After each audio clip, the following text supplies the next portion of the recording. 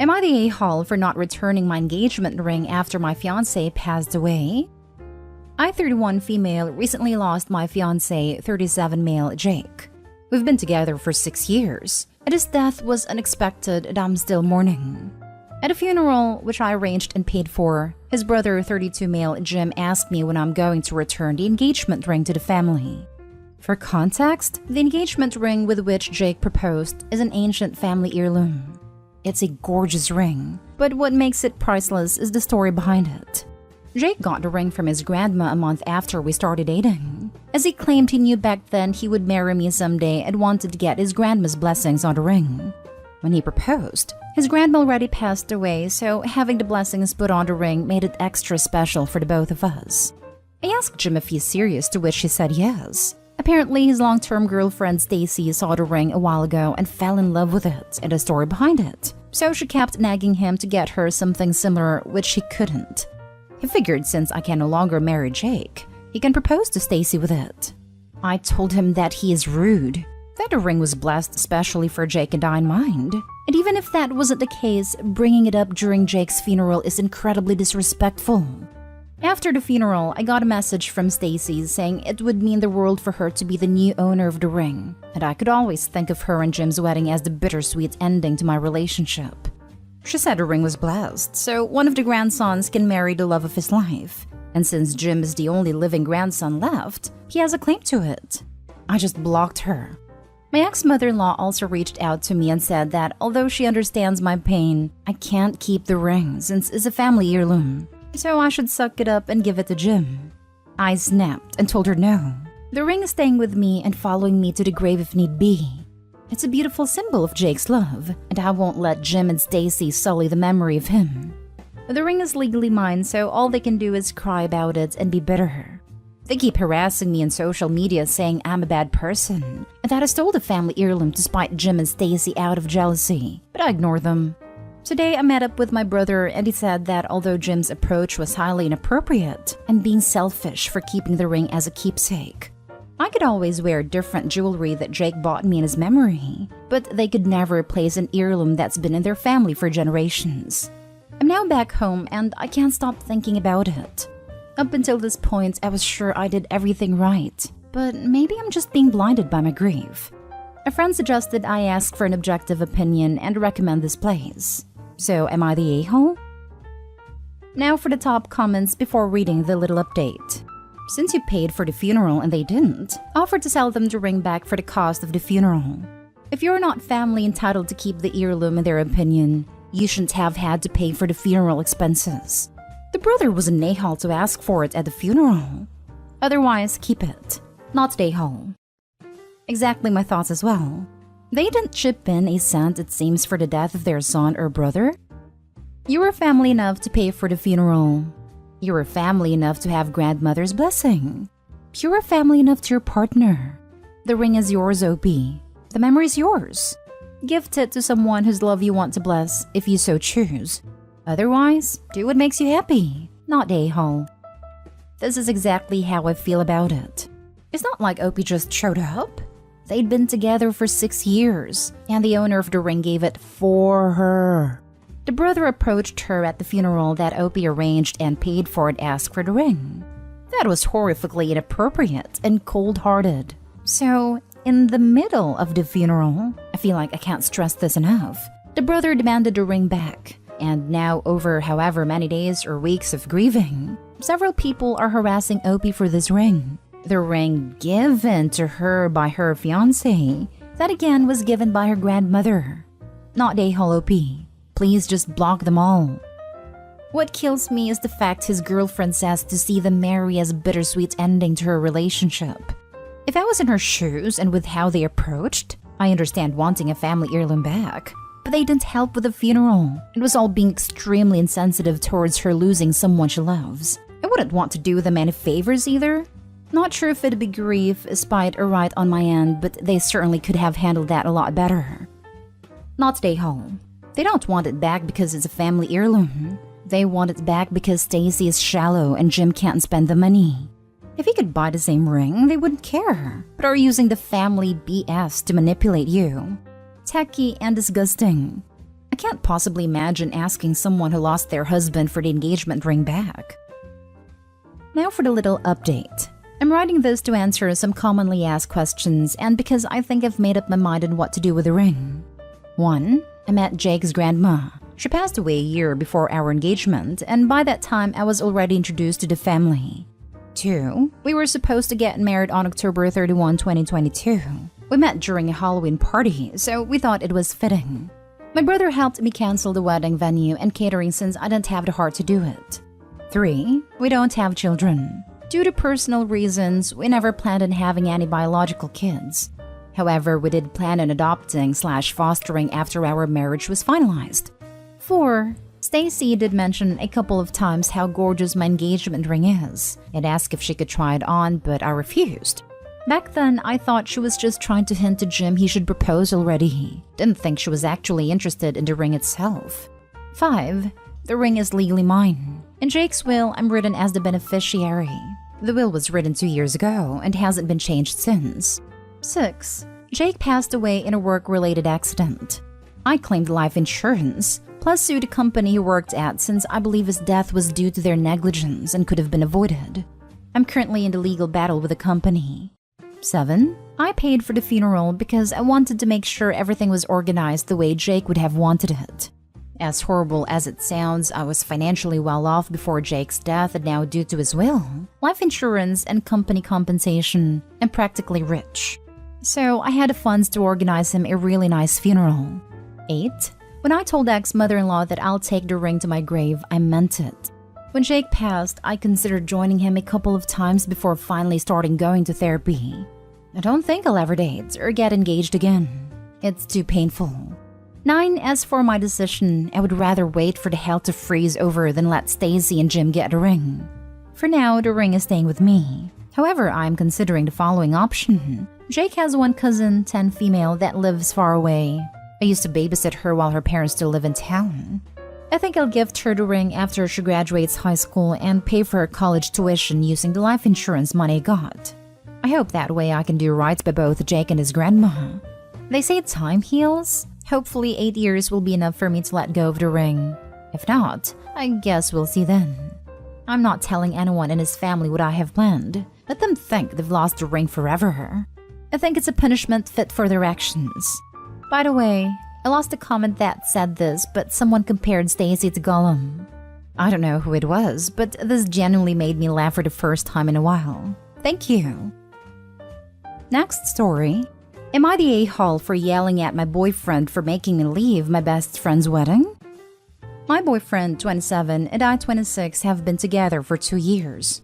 He's a good heart and is normally rational, but his one issue is that he expects to accompany me in every occasion, no matter how big or small. He even went with me to my ex-boyfriend's funeral after days of begging. Now, my best friend got married a few days ago. It was very small, and only close family and friends were invited. My boyfriend couldn't come because of the +1 rule, and he pitched a hissy fit, saying my best friend has no respect for my relationship, and was shocked when he learned that I was still going to attend. He told me that if he can't go, then I'm expected to not go as well.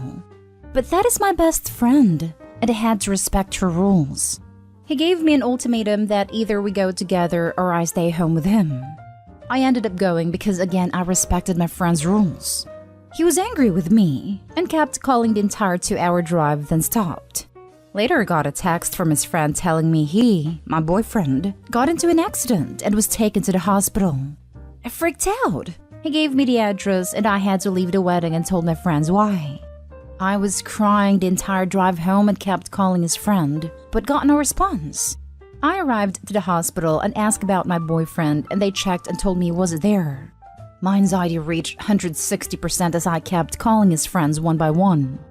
I just went home, and there he was, along with his friend. He saw me and said he was sorry, but this was the only way he can get me home after I left him alone.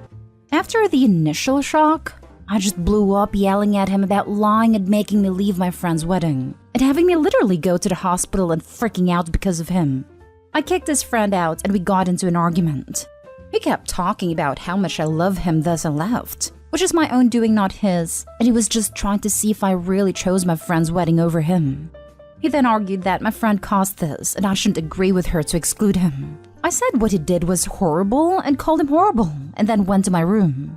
It was awful because my friends kept calling to check in on him because they thought he was really at a hospital. He said I overreacted and that I yelled at the wrong person. Am I the a-hole? Did I go too far? Info: he has a history of mental health issues but got better the past few months. He also had a recent death in his family which really affected his health generally. Now for the comments. This is abuse. Opie's boyfriend doesn't love her. He loves controlling her. This is absolutely abuse, and Opie hasn't gone far enough yet. Not until she is out of this toxic relationship. Not a-hole. I was about to come here to make exactly this post, but let me add that the boyfriend does not indeed have a good heart if he lies about being hospitalized. I couldn't imagine the anguish and guilt that likely followed. He clearly doesn't care about your feelings or well-being if he's willing to resort to that to get his way. You're not a-hole, but there's really no saving this relationship.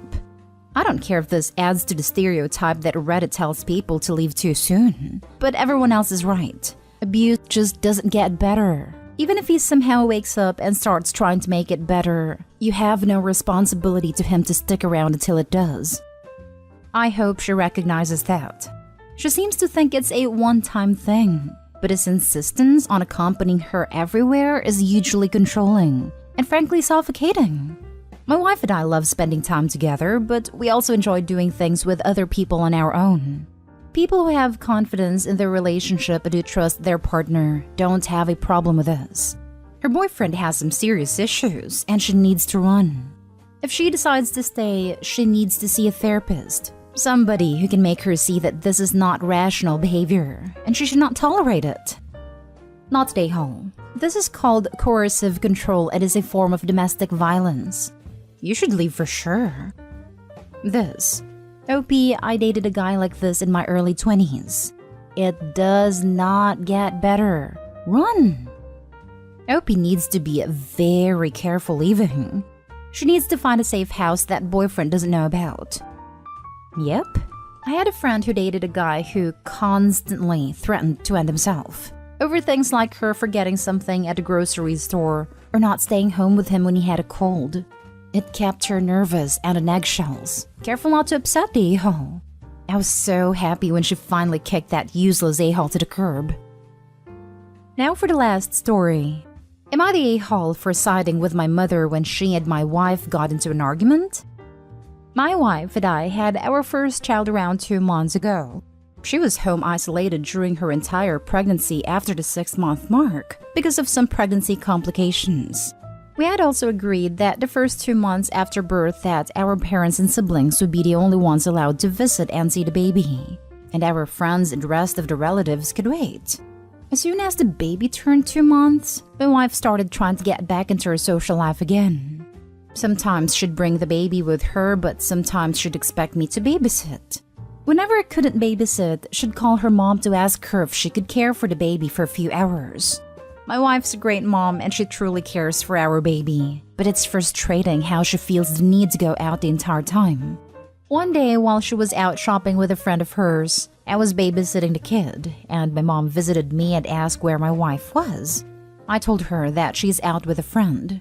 My mom got very mad about how my wife went out, and she told me I have no backbone for not calling her out and telling her to stay home with the baby.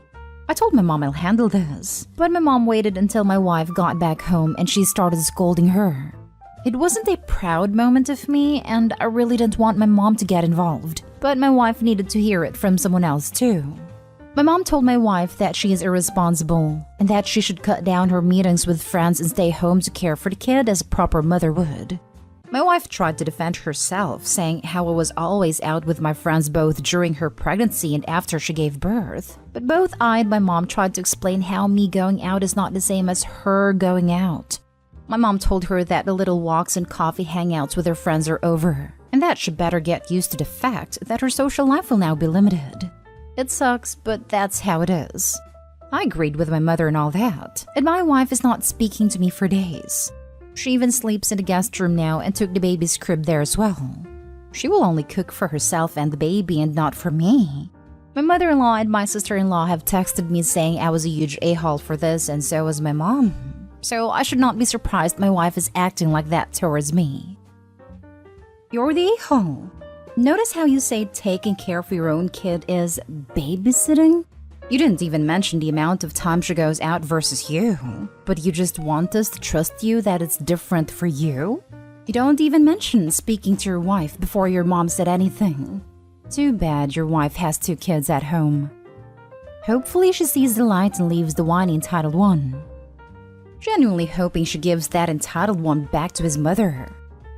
You're the a-hole simply for referring to look after your own child as babysitting. Yep, absolute he's the a-hole. I'm not gonna lie, I only read as far as babysitting the kid and that was enough for me. I knew I was going to put you're the a-hole just from the title, but good lord, you really suck. You and your wife decided to become a family and team when you got married, even before the baby. Your mom is now extended family. She should never feel comfortable to scold your wife, especially in her own home. And that's your job to set the boundary. Both of you are the parents to that baby. You are not babysitting, you are being a parent. I'm going to assume your wife stays home with the baby and you are the breadwinner. So not only are you interacting with adults daily, but you're getting an uninterrupted lunch break, and even getting alone time in the car and to run any errands before or after work. Your wife is home with the baby completely dependent on her all day long. She has to stop everything for feedings. She can't just take a nap, take a shower, or even go to the bathroom without listening and worrying about the baby. She deserves time with other adults or even just herself to remain sane. Postpartum depression is so serious, and unsupportive spouse increases it so much. He literally went out while she was on bed rest. She probably felt so isolated and alone, worrying if this new baby she was responsible for growing would be okay, and you were out with friends. But God forbid she shops for a few hours. Don't be surprised if she leaves you with your mommy in the future. I hate when part-time parent says they babysit, normally complaining about how the full-time parent needs a break and they feel forced to babysit. You're the a-hole.